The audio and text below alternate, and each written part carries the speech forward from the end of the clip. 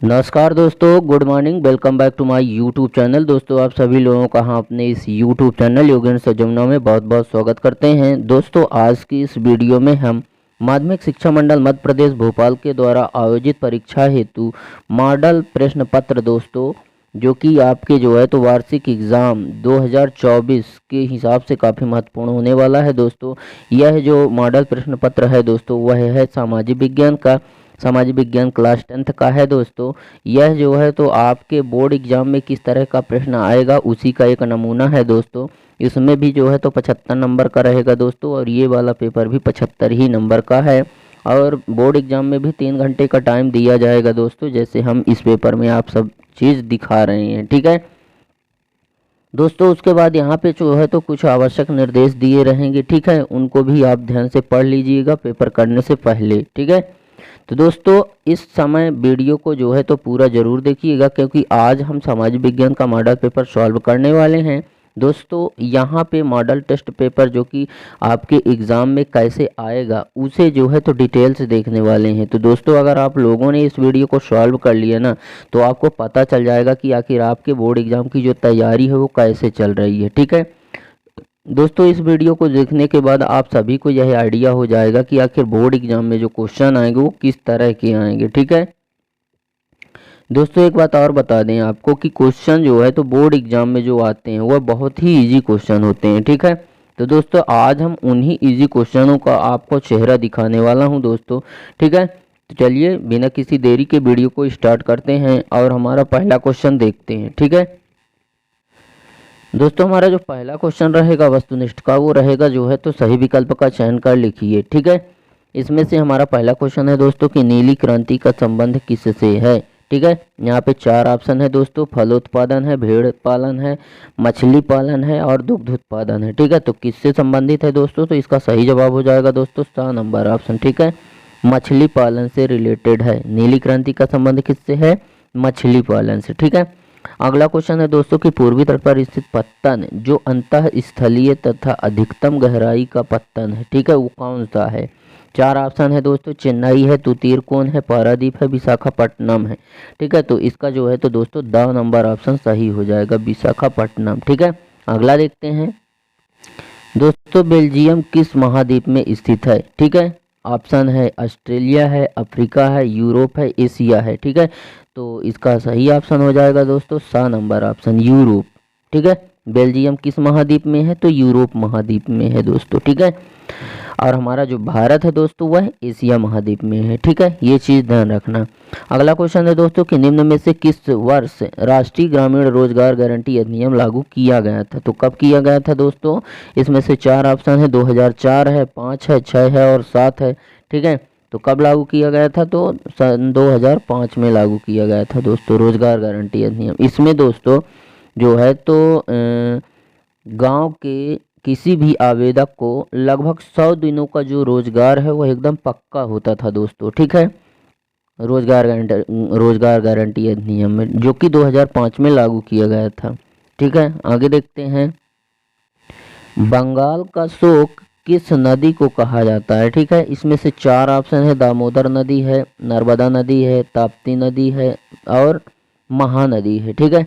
तो इसमें से कौन सा ऑप्शन सही हो जाएगा दोस्तों, बंगाल का शोक किस नदी को कहा जाता है दोस्तों, दामोदर नदी को जो है तो बंगाल का शोक कहा जाता है, ठीक है। बंगाल का शोक किसे कहा जाएगा दोस्तों, दामोदर नदी को कहा जाएगा। अगला क्वेश्चन है कि भारत छोड़ो आंदोलन कब शुरू हुआ था, ठीक है। तो कब शुरू हुआ था दोस्तों, इसमें से 4 ऑप्शन है। पहला है अगस्त 1943, अक्टूबर 1942, जून 1942 और 1947, जुलाई 1947, ठीक है। तो भारत छोड़ो आंदोलन कब शुरू किया गया था, तो इसका आ नंबर जो ऑप्शन है दोस्तों अगस्त 1943, ये सही हो जाता है, ठीक है। आगे देखते हैं दोस्तों, हमारा अगला जो क्वेश्चन है वस्तुनिष्ठ का, वो है दूसरा नंबर क्वेश्चन, जो कि है रिक्त स्थान की पूर्ति कीजिए। दोस्तों, इसी तरीके से आपको बोर्ड एग्जाम में भी यही चीज़ आपको देखने को मिलेगी।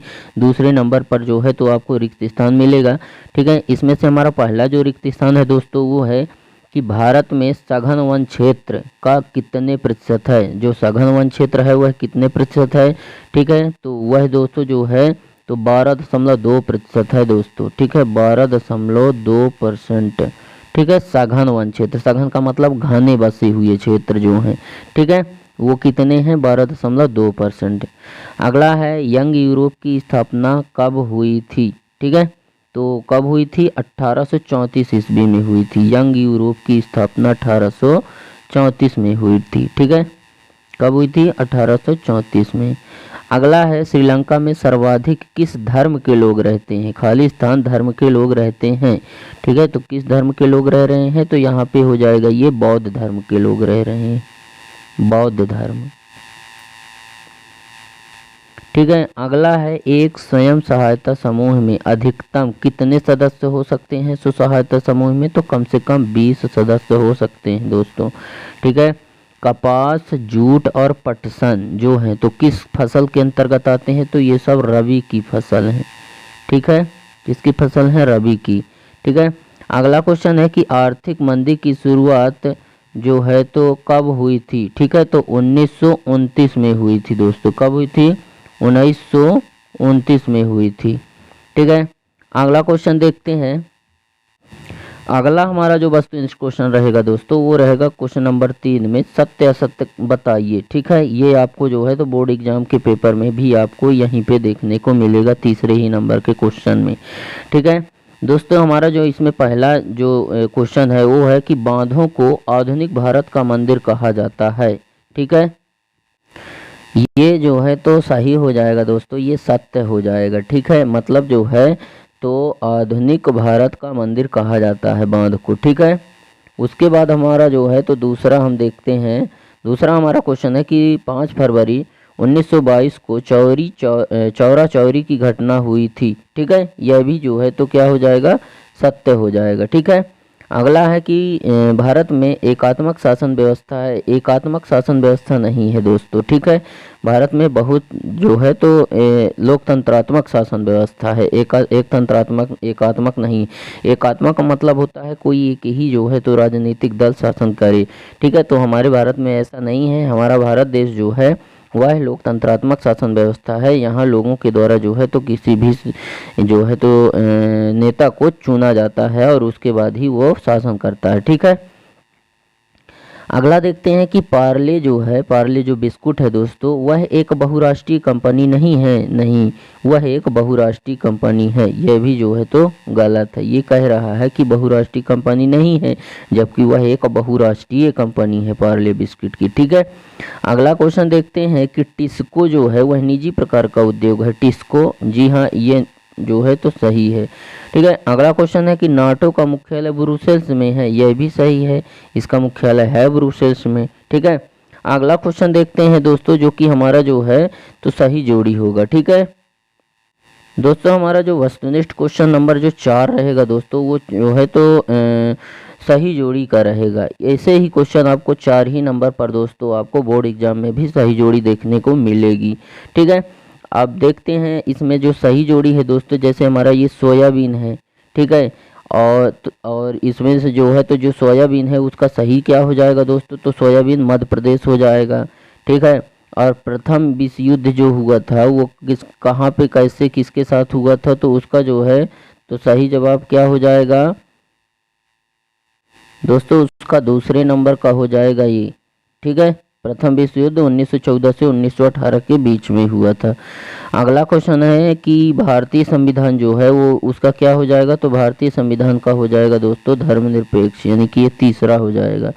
ठीक है, और चौथा नंबर का क्या हो जाएगा दोस्तों, पेरियर का, तो पेरियर का हो जाएगा ये 12 नंबर ऑप्शन केरल। ठीक है, केरल हो जाएगा।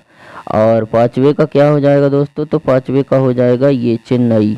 ठीक है, कृत्रिम पत्तन क्या है दोस्तों, तो चेन्नई एक कृत्रिम पत्तन। और बचा कौन, एक बचा ये, तो इसका हो जाएगा 73वां संविधान संशोधन जो है तो कब हुआ, संशोधन पंचायती राज व्यवस्था कहला जाएगी। ठीक है, ये हो जाएगा 6 नंबर। ठीक है, अगला क्वेश्चन देखते हैं दोस्तों, हमारा जो वस्तुनिष्ठ क्वेश्चन का जो 5वां नंबर प्रश्न रहेगा वो रहेगा एक वाक्य में उत्तर दीजिए। ठीक है, हमारा पहला क्वेश्चन है कि BHEL उद्योग कहाँ पर स्थित है। ठीक है, तो ये कहाँ पे स्थित है दोस्तों, तो यह जो है तो नई दिल्ली में है। कहाँ पे है, नई दिल्ली, नई दिल्ली में है। अगला हमारा क्वेश्चन है कि स्पेनिंग जेनी का आविष्कार किसने किया था? तो जेम्स हरग्रीव्ज ने किया था दोस्तों। किसने किया था? जेम्स हरग्रीव्ज, हरग्रीव्ज ने किया था, हरग्रीव्ज। ठीक है, आगे देखते हैं। हमारा जो तीसरा क्वेश्चन है कि देश में जीवन प्रत्याशा कितनी है? ठीक है, तो जीवन प्रत्याशा कितनी है? तो हो जाएगा ये 69.7% है दोस्तों। कितनी है? 69.7% है। ठीक है, आगे देखते हैं। अगला हमारा क्वेश्चन था कि जैव संसाधनों का विनाश किसके विनाश से हुआ है? जो जैव संसाधन है उनका विनाश किससे विनाश के हुआ, किससे विनाश के विनाश से हुआ है? तो क्या हो जाएगा इसमें? पृथ्वी के, पृथ्वी का विनाश हुआ है तब जो है तो जैव संसाधनों का भी विनाश हुआ है। ठीक है, आगे है हमारा जो 5वां नंबर है, 1871 में नए जर्मन साम्राज्य की घोषणा कहाँ हुई है? ठीक है, तो जर्मन साम्राज्य की घोषणा जर्मनी में ही होगी, है ना। अगला क्वेश्चन देखते हैं कि महाराष्ट्र की राजधानी कहाँ है? तो महाराष्ट्र की राजधानी जो है तो मुंबई है। क्या है? मुंबई, मुंबई। अगला देखते हैं। अगला हमारा क्वेश्चन क्या हो जाएगा दोस्तों? हमारा अगला क्वेश्चन, क्वेश्चन नंबर जो 6 है, यहाँ से दोस्तों क्वेश्चन नंबर 5 से हमारे जो वस्तुनिष्ठ प्रश्न है वो यहाँ से पूरे होते हैं और हमारा क्वेश्चन नंबर जो है तो 6 शुरू होता है। यहाँ से हमारे क्वेश्चन शुरू रहेंगे। ठीक है, जो कि जो है तो आपके जो है तो कितने कितने नंबर के रहेंगे दोस्तों? तो ये 2-2 नंबर वाले रहेंगे। कहाँ तक जाएंगे 2-2 नंबर वाले? तो ये जाएंगे क्वेश्चन नंबर 17 तक। ठीक है, और उसके बाद जो है तो क्वेश्चन नंबर 17 से लेकर के और क्वेश्चन नंबर 20 तक के 3 नंबर के रहेंगे और क्वेश्चन नंबर जो है तो 21 से लेकर के और क्वेश्चन नंबर 23 तक 4-4 अंक के रहेंगे। ठीक है, तो देखते हैं दोस्तों।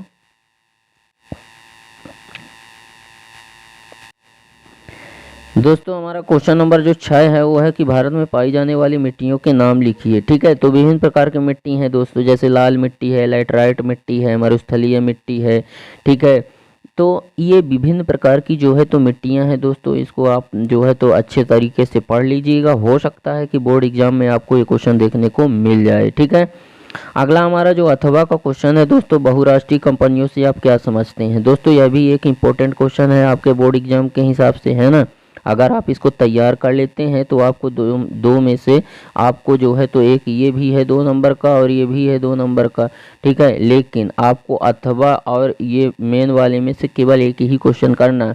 अगर ये 2 में से कोई आप एक क्वेश्चन करते हैं तो आपको 2 नंबर मिलेगा। ये 2 क्वेश्चनों में से कोई एक करेंगे तो आपको 2 नंबर 100% मिलेगा। ठीक है, तो दोस्तों हमारा जो ये क्वेश्चन था कि बहुराष्ट्रीय कंपनियों से आप क्या समझते हैं। ठीक है, तो बहुराष्ट्रीय कंपनियां क्या होती हैं दोस्तों? यानी कि विदेशी कंपनियां, यानी कि अंतर्राष्ट्रीय कंपनियां ही क्या कहलाती हैं? कि बहुराष्ट्रीय कंपनियां कहलाती हैं। ठीक है, उसके बाद हमारा जो क्वेश्चन नंबर 7 है दोस्तों वो है रिजर्व बैंक ऑफ इंडिया के 2 कार्य। ठीक है, रिजर्व बैंक ऑफ इंडिया के 2 कार्य क्या थे दोस्तों? तो मतलब हुआ है सरकार के आदेश पर जो है तो दोस्तों नोट छापता है। नोट छापने के बाद उन नोटों को जो है तो बैंकों को प्रोवाइड करता है और फिर बैंक जिसको लोन वगैरह देते हैं उस पर भी वो जो है तो निगरानी रखता है।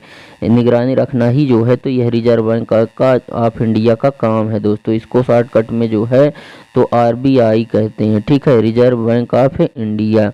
इसका जो अथवा है दोस्तों, है ना, वो है बागर खादर मिट्टी में जो है तो अंतर बताना है। बागर यानी बंजर, खादर यानी कि जो है तो उपजाऊ मिट्टी। ठीक है दोस्तों, पहाड़ों से नदियां निकल करके सीधे मैदान में जब प्रवेश करती हैं वहाँ पर जो है तो प्रवेश करने के बाद खादर मिट्टी जो बनती है नदियों के द्वारा लाई गई मिट्टियों से वह उपजाऊ मिट्टी होती है और उसके बाद थोड़ी ऊंचाई पर जो है तो यह बांगर वाला प्रदेश बनता है दोस्तों, जहाँ पे नदियों का जल हमेशा नहीं पहुँच पाता है। केवल बाढ़ की स्थिति में भी जो है तो जल यहाँ बांगर प्रदेश पर जो है तो पहुँच पाता है।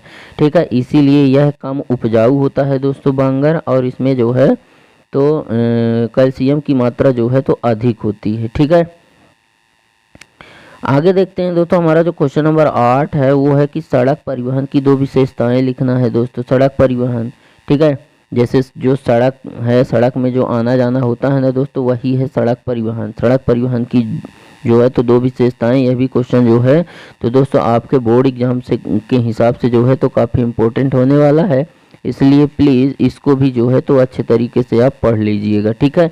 हो सकता है ये क्वेश्चन आपके बोर्ड एग्जाम में आ जाए, है ना, तो इसको आप जो है तो सही तरीके से देख लीजिएगा, ठीक है। दोस्तों सड़क ऊबड़ खाबड़ व विच्छिन्न क्षेत्रों में भी बनाई जा सकती हैं, ठीक है। कम यात्री और कम माल तथा कम दूरी के लिए यह बहुत उत्तम होती हैं। घर घर सेवाएं भी प्रदान करती हैं, यह आप सभी लोगों को पता है, ठीक है।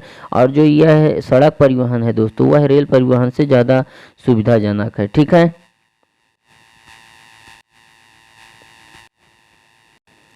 दोस्तों हमारा अगला क्वेश्चन जो क्वेश्चन नंबर 8 था, उसका जो अथवा है दोस्तों, वो है पर्यावरण विनाश के प्रमुख कारण कौन कौन से थे। तो पर्यावरण का विनाश हुआ है दोस्तों पेड़ों के कटने से, ठीक है। नहरों का विकास हुआ है, सड़कों का विकास हुआ है, जिसके कारण पेड़ों को काट दिया गया है। तो यह भी क्वेश्चन जो है तो वेरी वेरी मोस्ट इंपॉर्टेंट है दोस्तों, इसको तो सॉल्व कर ही लीजिएगा। अगला क्वेश्चन है कि उर्वरक उद्योग क्या है दोस्तों। तो उर्वरक उद्योग वह उद्योग जहाँ पे जो है तो खाद का निर्माण किया जाता है दोस्तों, वह वाले खाद का जिसका उपयोग जो है तो खेतों पे छिड़काव के लिए उपयोग किया जाता है, ठीक है। तो यह क्वेश्चन भी जो है तो काफ़ी मोस्ट इम्पोर्टेंट है दोस्तों, इसको भी सॉल्व कर लीजिएगा, है ना। आगे देखते हैं दोस्तों, हमारा जो क्वेश्चन नंबर 9 है, उसका जो अथवा है दोस्तों कि रबी और खरीफ की फसलों में जो के दो दो उदाहरण देना है, ठीक है। तो दोस्तों रबी की फसल जो है और खरीफ की, रबी का मतलब होता है जैसे रबी की फसल जो है तो दोस्तों उसमें होता है गेहूँ, जो कि कब बोया जाता है दोस्तों। तो गेहूँ जो है तो अक्टूबर नवंबर में गेहूं जो है तो बो दिया जाता है, उधर मार्च अप्रैल में काट लिया जाता है ना। गेहूं हो गया, चना हो गया, ये जो है तो रबी की फसलें हैं। जबकि खरीफ की फसल की अगर बात करें तो उसमें से जो है तो धान आ जाएगा, अरहर हो जाएगा, सोयाबीन हो जाएगा, ये जो है तो खरीफ की फसलें हैं, ठीक है, जो कि जून जुलाई में बोई जाती हैं और सितंबर अक्टूबर में जो है तो काट ली जाती हैं दोस्तों, ठीक है। तो यह क्वेश्चन भी जो है तो काफ़ी मोस्ट इम्पोर्टेंट है दोस्तों, तो इसको भी जो है तो आप कर ही लीजिएगा, ठीक है। अगला क्वेश्चन देखते हैं दोस्तों। अगला क्वेश्चन जो है हमारा वो था क्वेश्चन नंबर 10 की ऊर्जा संसाधनों का संरक्षण क्यों आवश्यक है। तो ऊर्जा के जो संसाधन है दोस्तों, जैसे कि ऊर्जा के संसाधन जैसे पेट्रोल हो गया, डीजल हो गया, है ना, कोयला हो गया, ये ऊर्जा के साधन है, इनसे हमको ऊर्जा प्राप्त होती है, ठीक है, जिससे हमारे टू व्हीलर वगैरह चलते हैं डीजल पेट्रोल से, है ना। तो इनका संरक्षण करना इसलिए आवश्यक है दोस्तों क्योंकि ये जो है तो सीमित मात्रा में उपलब्ध है, ये जो है तो परंपरागत स्रोत होते हैं दोस्तों, ठीक है, ऊर्जा वाले स्रोत, ठीक है। तो कुछ परंपरागत भी स्रोत होते हैं और कुछ जो है तो गैर परंपरागत स्रोत होते हैं, ठीक है। तो इनको जो है तो सुरक्षित रहना इसीलिए आवश्यक है, ठीक है। अगला क्वेश्चन है कि धर्मनिरपेक्षता किसे कहते हैं, ठीक है, इसको भी देख लेते हैं। धर्मनिरपेक्षता दोस्तों धर्म से संबंधित है, ठीक है। मतलब जो है तो धर्मनिरपेक्ष मतलब जो है तो किसी और धर्म के खिलाफ किसी और धर्म के प्रति वह जो है तो नहीं जाता है, केवल एक ही अपने ही धर्म के बारे में वह सोचता है, ठीक है, वही होता है जो है तो एक तरह से धर्मनिरपेक्ष, ठीक है। अगला देखते हैं इसमें जो है तो धर्मनिरपेक्ष की अगर हम बात करें थोड़ा सा और तो धर्मनिरपेक्ष का वैसे जो है तो अर्थ यह होता है कि राजनीति या किसी गैर धार्मिक मामले से धर्म के आधार पर किसी से भी कोई भेदभाव ना करे, ठीक है। तो वही चीज़ तो जो है तो अभी हमने भी बताया था कि जो है तो किसी और धर्म के बारे में जो है तो वो ना सोचे और किसी और अन्य धर्म से कोई भेदभाव वो ना रखे, ठीक है। तो वही होता है क्या जो है तो धर्मनिरपेक्ष है, ठीक है। जल प्रदूषण के कोई दो कारण बताना है दोस्तों कि जल प्रदूषित हो रहा है उसका क्या कारण है, ठीक है। तो उसका कारण है कि बढ़ते हुए जो है तो औद्योगिकीकरण, शहरीकरण और औद्योगिकीकरण ये सबसे बड़े कारण है जल को प्रदूषित होने के। और दूसरा प्रमुख कारण है कि जो मवेशियों को ले जा कर के जो जल के स्रोत हैं जैसे तालाब है ना, नदियां हैं, नाले हैं, उन्हीं में ले जाकर जो है तो मवेशियों को धुल देंगे, कपड़े धुल देंगे, है ना, जिसके कारण जो है तो जल प्रदूषित हो जाता है, ठीक है। और बाकी पेड़ पौधों की पत्तियां भी पानी में गिरकर, नाली में, गटर में गिरकर जो है तो सड़ जाती हैं, जिसके कारण वह पानी गंदा हो जाता है, ठीक है। तो अगला क्वेश्चन है दोस्तों कि नारीवाद का जो है तो क्या अर्थ है। नारीवाद का अर्थ बताना है दोस्तों, ठीक है।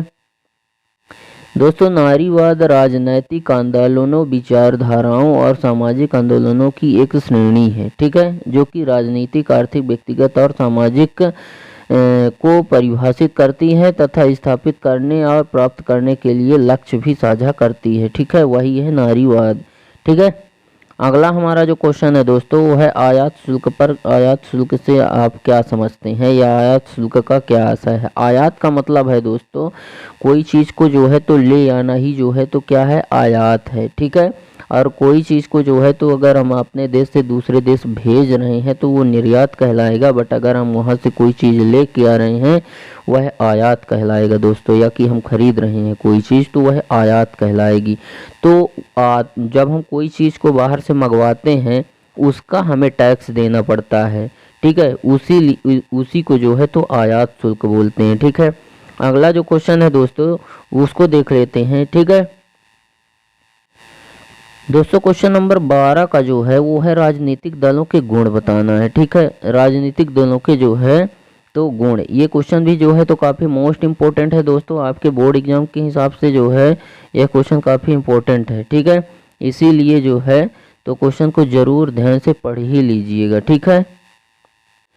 दोस्तों यह एक ऐसा संगठित समूह होता है राजनीतिक दल जो चुनाव लड़कर सत्ता प्राप्त करने के उद्देश्य से कार्य करता है, ठीक है। और इसका एक और गुण भी आप बता सकते हैं, जैसे राजनीतिक दल कुछ नीति, कार्यक्रम और सिद्धांत सुनिश्चित करते हैं।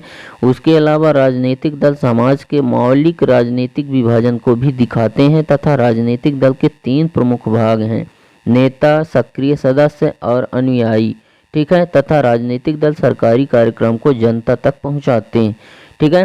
तो ये प्रमुख जो है तो राजनीतिक दलों के गुण थे दोस्तों, तो इस हिसाब से यह क्वेश्चन भी काफ़ी इम्पोर्टेंट हो जाता है, ठीक है। अगला क्वेश्चन देते हैं कि जलियांवाला बाग पर जो है तो टिप्पणी लिखना है, ठीक है।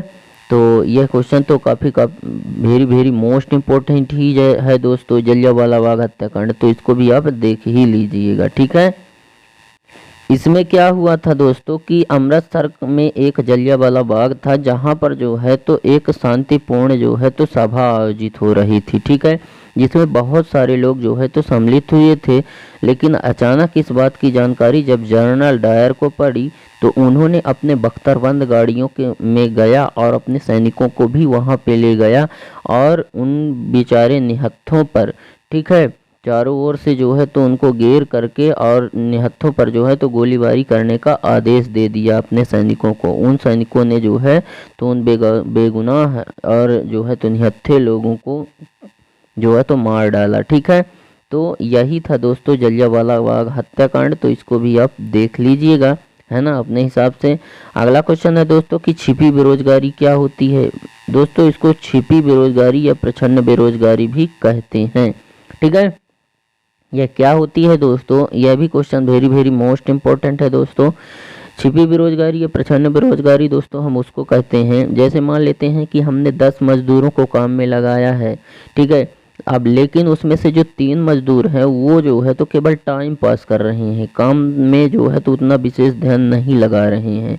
अगर हम उन 3 मजदूरों को निकाल भी देना तो हमारे काम में कोई फ़र्क नहीं पड़ेगा, तो हम जो वो 3 मजदूर निकालेंगे ना वही हो जाएगी वही क्या कहला जाएंगे, प्रछन्न बेरोजगार या छिपी बेरोजगार कहला जाएंगे, ठीक है।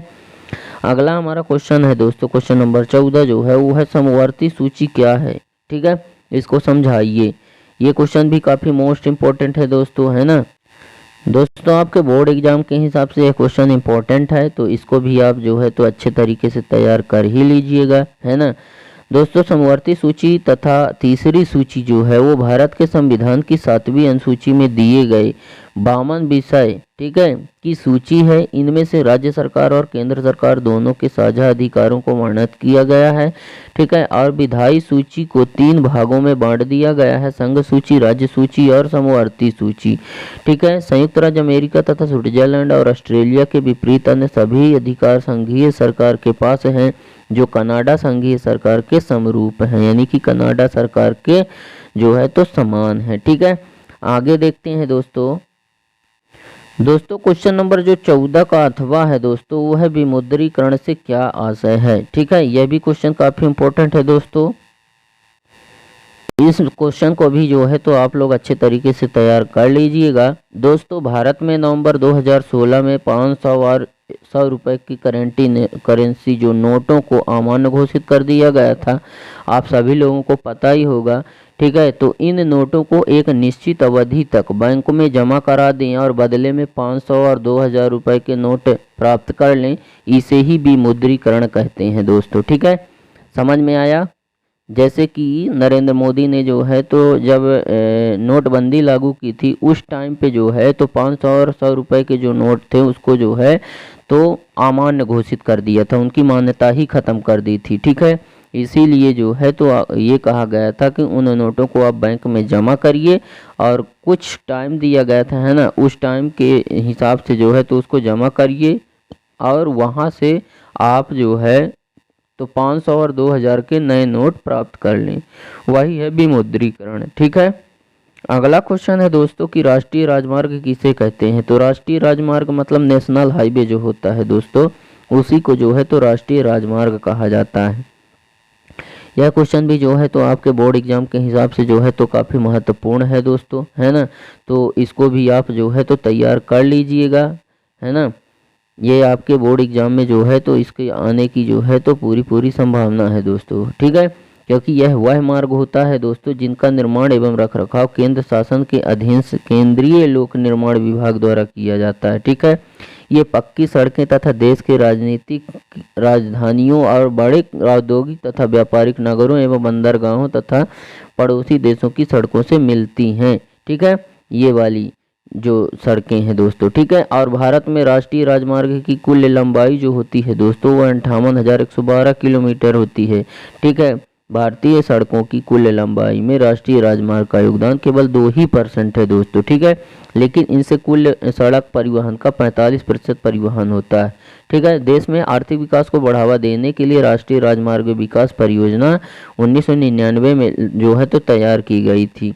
ठीक है, जिसके अनुसार जो है तो 2007 तक करीब 14,000 किलोमीटर लंबे जो है तो लेन वाले, ठीक है, राष्ट्रीय राजमार्ग का निर्माण लक्ष्य रखा गया था। ठीक है, अगला हमारा जो क्वेश्चन है दोस्तों वो है ऊर्जा के परंपरागत संसाधन। जैसे कि परंपरागत संसाधन की अगर हम बात करें तो संसाधन क्या होता है दोस्तों।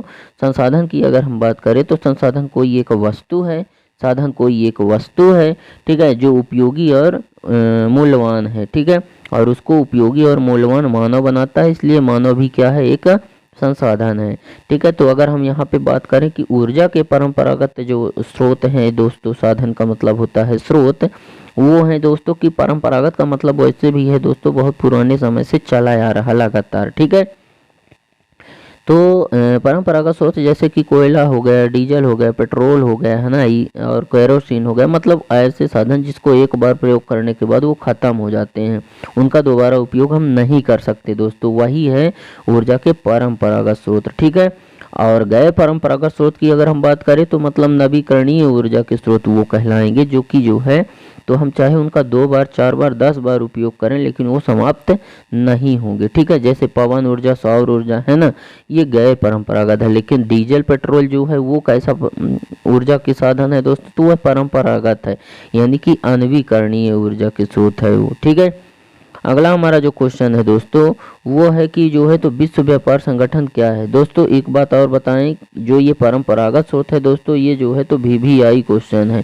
ठीक है, इसको तो आप अच्छे तरीके से ही देख लीजिएगा। ठीक है, अगला हमारा क्वेश्चन है कि विश्व व्यापार संगठन क्या है। ठीक है, तो यह भी क्वेश्चन जो है तो आपके बोर्ड एग्जाम के हिसाब से काफ़ी इंपॉर्टेंट है दोस्तों, इसको भी आप अच्छे तरीके से सॉल्व कर लीजिएगा। ठीक है दोस्तों, विश्व व्यापार संगठन एक ऐसा संगठन है जिसका जो लक्ष्य है दोस्तों वह है अंतर्राष्ट्रीय व्यापार को उदार बनाना। ठीक है, और विकसित देशों की पहल पर शुरू, ठीक है, विश्व व्यापार संगठन अंतर्राष्ट्रीय व्यापार से संबंधित नियमों को लागू करता है। ठीक है, आगे हम देखते हैं दोस्तों कि जूट को सुनहरा रेशा क्यों कहा जाता है। इसलिए क्योंकि वह जो है तो एक जो है तो चमकता हुआ रेशा है। ठीक है, इसीलिए उसको जो है तो सुनहरा रेशा कहा जाता है।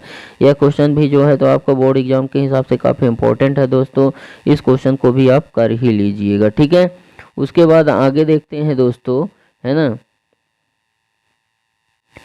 दोस्तों हमारा अगला क्वेश्चन नंबर जो 17 है दोस्तों वो है वैश्वीकरण। ठीक है, वैश्वीकरण का मतलब होता है दोस्तों, इसको हम भूमंडलीकरण भी कह सकते हैं, इसको हम विश्व का विकास भी कह सकते हैं, है ना। तो वैश्वीकरण का मतलब होता है दोस्तों विश्व का विकास। ठीक है दोस्तों, क्या होता है कि विश्व का विकास तभी होगा जब जो है तो देश के हर एक नागरिक का विकास होगा। अगर उसका विकास नहीं हो रहा है तो विश्व का विकास भी नहीं होगा।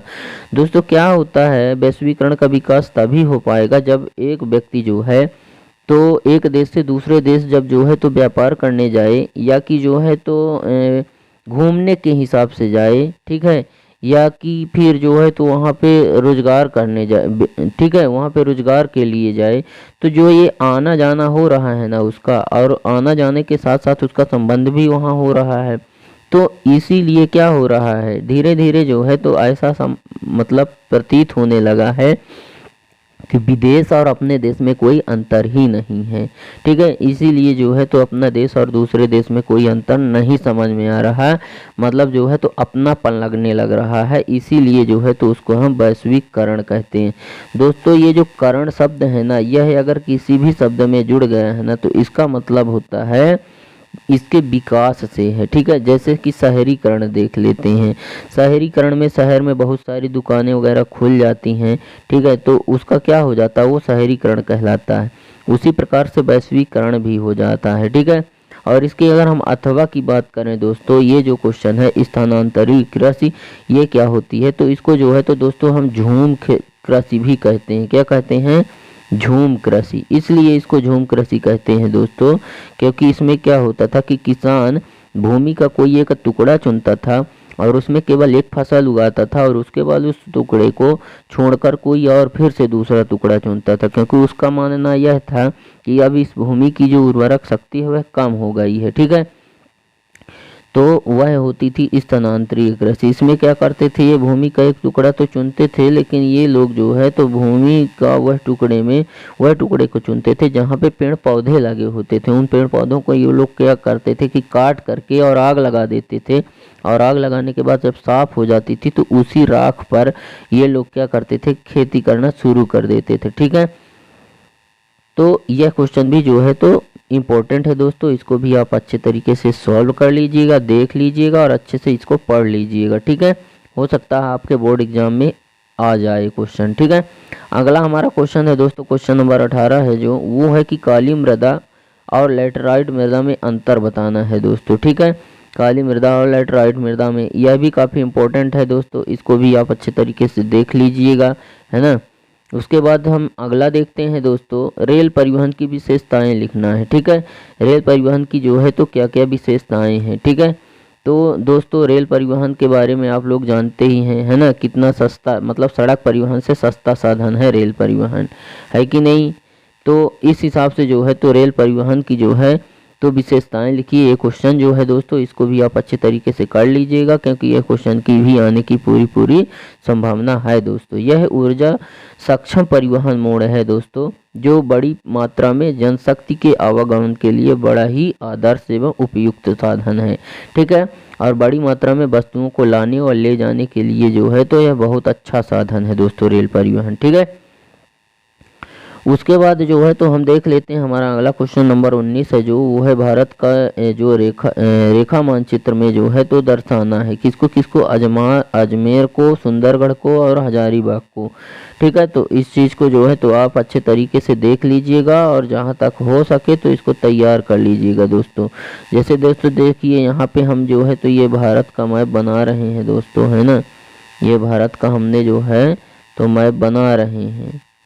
ठीक है, यहाँ पे देखिएगा इस तरह से करके, ऐसे फिर ऐसे ऐसे,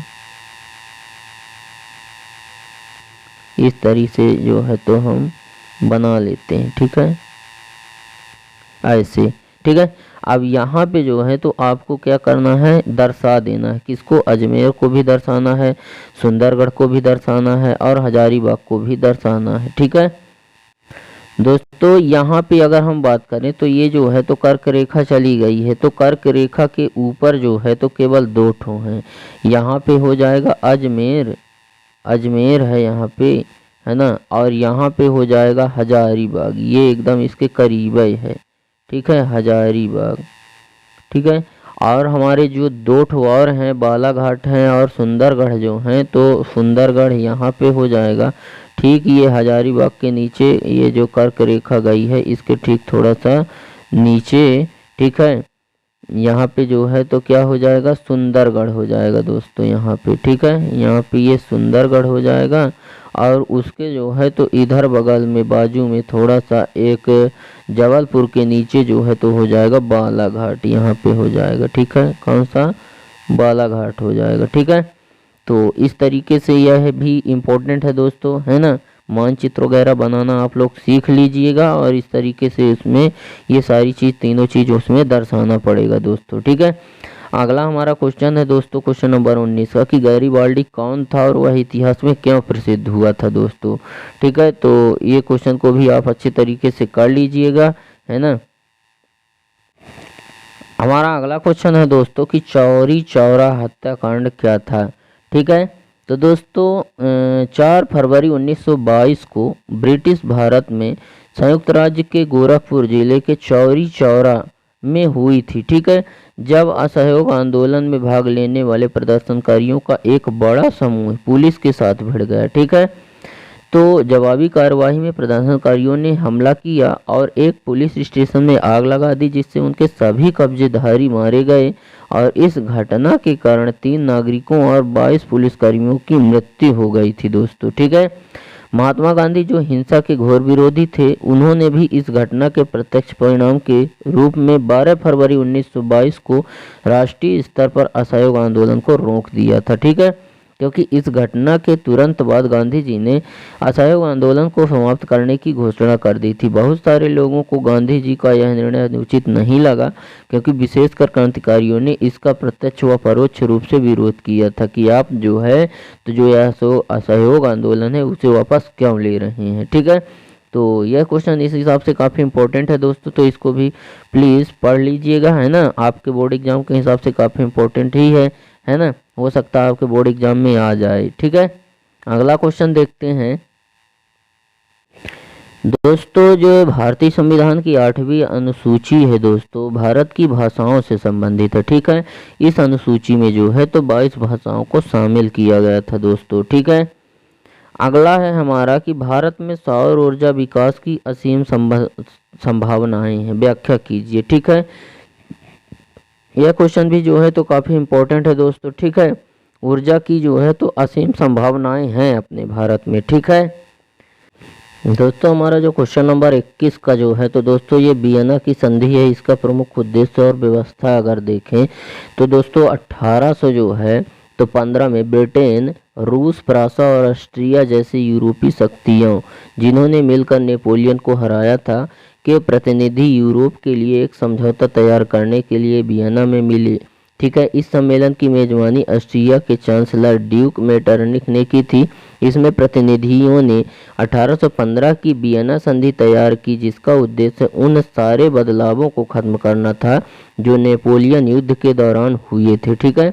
और इस संधि की जो मुख्य व्यवस्थाएं थी दोस्तों निम्न प्रकार से थी। फ्रांसीसी क्रांति के दौरान हटाए गए बुर्बो वंश को सत्ता में बहाल किया गया और फ्रांस ने उन इलाकों को खो दिया जिन पर उनका कब्जा उनके नेपोलियन के अधिकार में किया था, ठीक है। तो इस तरीके से दोस्तों यह क्वेश्चन भी काफ़ी इंपॉर्टेंट है, तो इसको भी आप सॉल्व कर लीजिएगा, ठीक है। हो सकता है आपके बोर्ड एग्जाम में ये क्वेश्चन आ जाए, ठीक है। अगला क्वेश्चन है दोस्तों कि भारत के मानचित्र में जो है तो हमें काली मिट्टी को दर्शाना है दोस्तों। काली मिट्टी के अलावा जो है तो हमको छोटा नागपुर के पठार को, लद्दाख और थार मरुस्थल को भी हमें दर्शाना है दोस्तों। जैसे मान लेते हैं हमारा ये जो है तो भारत का मैप है दोस्तों, यहाँ पे जो है तो हमें वो सारी चीज़ें जो है तो दर्शानी पड़ेगी, ठीक है। जैसे मान लेते हैं ये भारत का मैप है ना, तो इसमें हमको वो सारी चीज़ जो है तो दर्शाना पड़ेगा दोस्तों, ठीक है। फिर हमारा जो है तो अगला क्वेश्चन है दोस्तों कि राजनीतिक दलों के सामने क्या चुनौतियां हैं। राजनीतिक दल दोस्तों जो पॉलिटिक्स जो दल होते हैं दोस्तों, राजनीतिक दल जैसे कि जो है तो भाजपा पार्टी हो गई, है ना, बहुजन समाज पार्टी जिसको कहते हैं, कांग्रेस पार्टी हो गई है ना, और आम आदमी पार्टी हो गई। तो यही है दोस्तों राजनीतिक दल, ठीक है।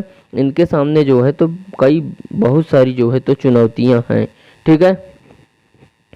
तो इनको भी जो है तो आप जो है तो पूरी तरह से इस क्वेश्चन को आप तैयार कर लीजिएगा, क्योंकि आपके बोर्ड एग्जाम के हिसाब से जो है तो कहीं ना कहीं यह क्वेश्चन भी इम्पोर्टेंट हो जाता है दोस्तों, ठीक है। अगला है दोस्तों कि वैश्वीकरण की प्रक्रिया में सहायक कारक कौन कौन से हैं। तो सबसे ज़्यादा जो है तो विदेशी व्यापार दोस्तों वैश्वीकरण की प्रक्रिया में महान योगदान देता है दोस्तों, ठीक है। विदेशी जो है तो व्यापार, क्योंकि अगर व्यापार नहीं होगा तो लोगों के बीच संबंध नहीं बनेंगे, और संबंध नहीं बनेंगे तो विकास भी नहीं होगा, ठीक है। तो व्यापार की जो प्रक्रिया है दोस्तों सबसे ज़्यादा विश्व के विकास में महत्वपूर्ण योगदान देती है, ठीक है। तो ये क्वेश्चन भी जो है तो काफ़ी इंपॉर्टेंट है दोस्तों, तो इसको भी सॉल्व कर ही लीजिएगा, ठीक है। अगला क्वेश्चन है एक और है दोस्तों 23 नंबर का जो अथवा है वो प्रथम विश्व युद्ध का विश्व पर क्या प्रभाव पड़ा, इसको भी आप अच्छे तरीके से पढ़ ही लीजिएगा, ठीक है। तो इस प्रकार से दोस्तों उम्मीद करते हैं कि आपको हमारा वीडियो पसंद आया होगा। वीडियो अगर पसंद आया तो वीडियो को लाइक करें, दोस्तों में शेयर करें, और अगर आप हमारे चैनल पर नए हैं तो चैनल को सब्सक्राइब करें एंड बेल आइकन भी प्रेस करें, ताकि हमारी नई नई वीडियो की नोटिफिकेशन आपको सबसे पहले मिले। दोस्तों आज के लिए बस इतना ही, मिलते हैं आप सभी लोगों से नेक्स्ट वीडियो में नेक्स्ट टॉपिक के साथ। तब तक के लिए जय हिंद, वंदे मातरम।